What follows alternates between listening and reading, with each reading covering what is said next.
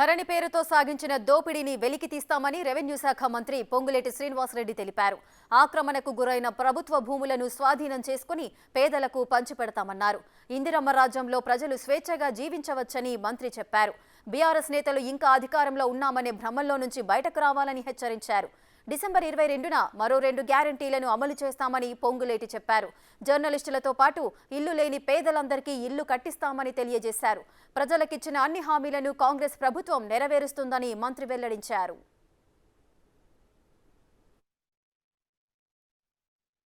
ప్రతిపక్షంలో ఉన్న ఈనాడు ప్రతిపక్షంలో ఉన్న అన్ని రాజకీయ పార్టీల మీద, రాజకీయ పార్టీలకు సహకరించే నాయకుల మీద కూడా ఈ ప్రభుత్వానికి కక్ష సాధింపు లేదు. కానీ ప్రభుత్వ ఆస్తులు, ప్రభుత్వ సొమ్ములు, ప్రభుత్వానికి సంబంధించిన నిధులు ఎవరైతే కొల్లగొట్టారో, ఎవరైతే ఆక్రమించారో, ఎవరైతే దోచుకున్నారో తప్పకుండా అది సమీక్షిస్తాం.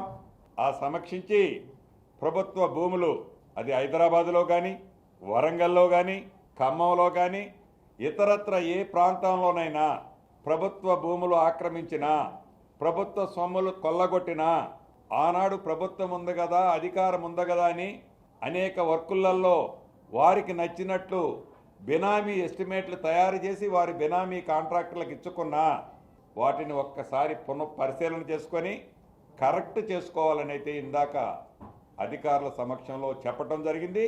ఇది రాష్ట్ర వ్యాప్తంగా కూడా చెప్పడం జరుగుతుంది.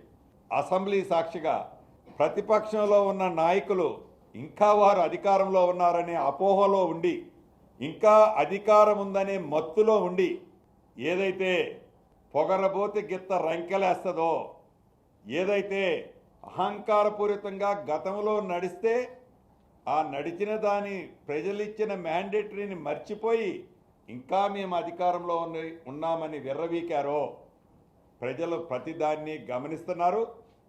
మా మంత్రులు, మా ముఖ్యమంత్రి గారు దానికి సమాధానం చెప్పాల్సింది చాలా స్పష్టంగా చెప్పారు. ఈ ప్రభుత్వం చిత్తశుద్ధితో పనిచేస్తుంది.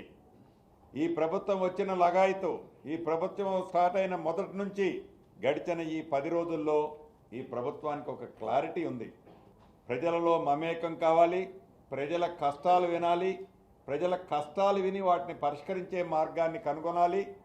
ఆర్థికంగా ఈ రాష్ట్రాన్ని కొల్లగొట్టింది గత ప్రభుత్వం.